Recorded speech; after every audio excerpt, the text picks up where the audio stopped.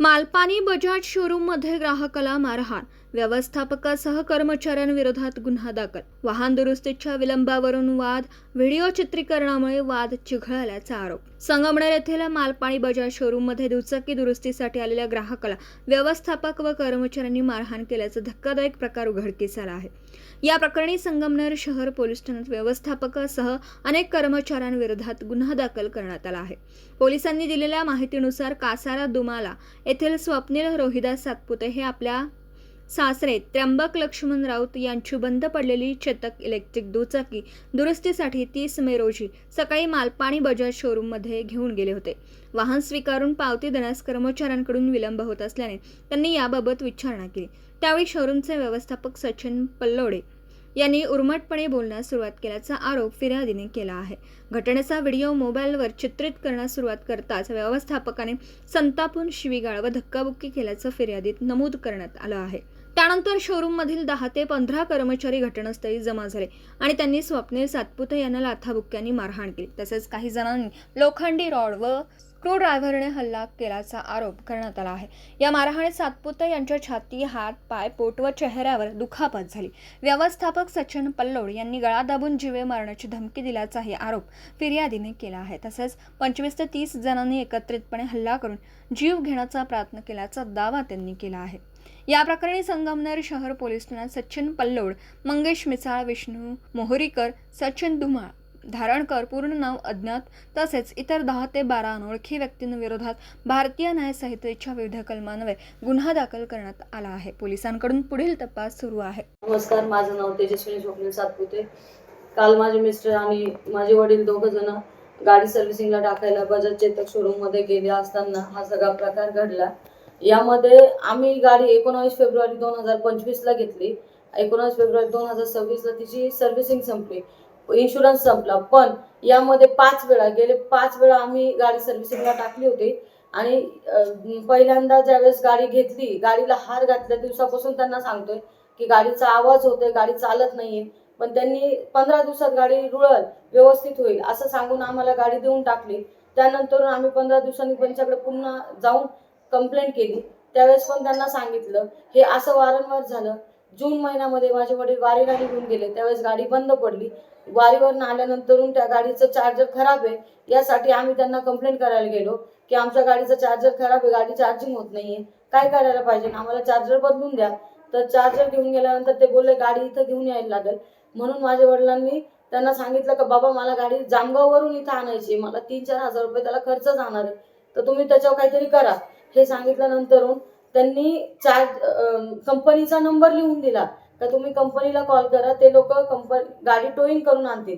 पण त्यांनी कुठल्याही पद्धतीचं याच्यावर ऍक्शन घेतली नाही. आपण त्यांना ऑनलाईन कंप्लेंट केली, गाडी टो करण्यात आली नाही. त्यानंतर 2 महिने गाडी जागेवर उभी राहिली या सगळ्या प्रोसेसमध्ये.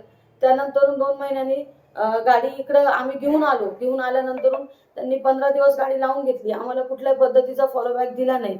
आणि प्रत्येक वेळेस आम्ही सर्व्हिसिंगला आलोय, आम्हाला रिसीट द्या, काहीतरी पुरावा द्या का आम्ही तुमच्याकडे गाडी घेऊन आलोय. त्यांनी कुठल्याही पद्धतीचा आम्हाला पुरावा दिला नाही. पण ज्यावेळेस त्यांच्याकडे पुरावा मागितला, रिसीट मागितला, तर त्यांनी या प्रकारचं कृत्य करून माझ्या मिस्टरांना, त्यांच्या कर्मचाऱ्यांनी व बाकीच्या तिथल्या लोकांनी, तो सचिन पलोड आहे त्यांनी, या सगळ्या लोकांनी बेदम मारलं. ही एकदम निषेध करणारी गोष्ट आहे. तुम्ही सर्वांनी आम्हाला सपोर्ट करा, हीच आमची इच्छा आहे. थँक्यू. काही अज्ञात लोकांचे मला प्रेशराईज करण्यासाठी खूप सारे फोन मेसेजेस आले की तुमची केस पडल्यानंतर 2 तासामध्ये तुझ्या नवऱ्यावर दरोड्याची केस टाकणार, तुझ्या वडिलांना नवऱ्याला आत टाकलं जाणार, तुम्ही माघार घ्या, सेटलमेंट करा, आपण एकत्र बसून या विषयाची मिटवामिटवी करूयात.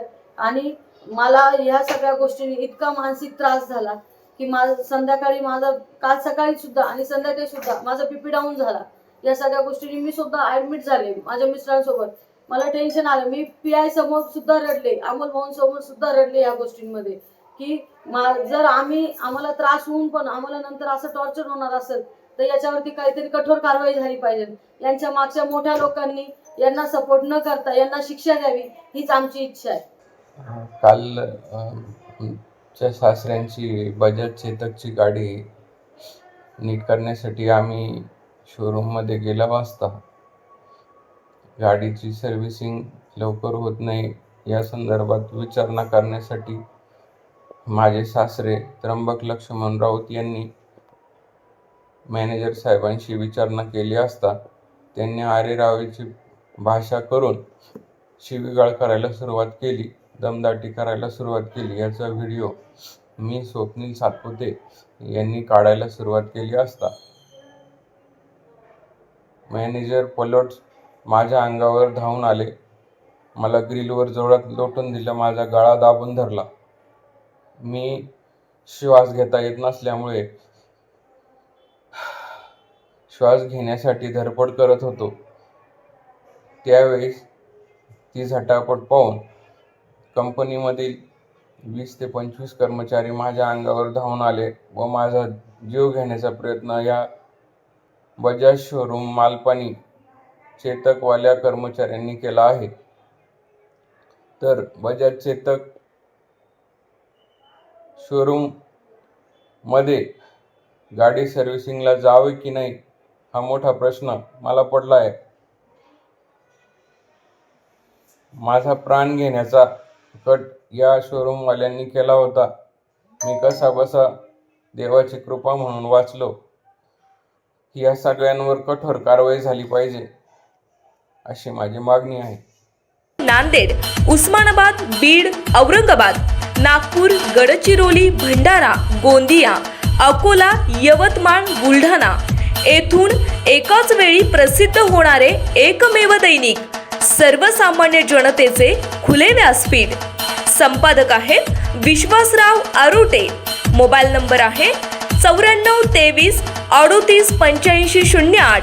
दुसरा मोबाईल नंबर 94 23 46 72 72.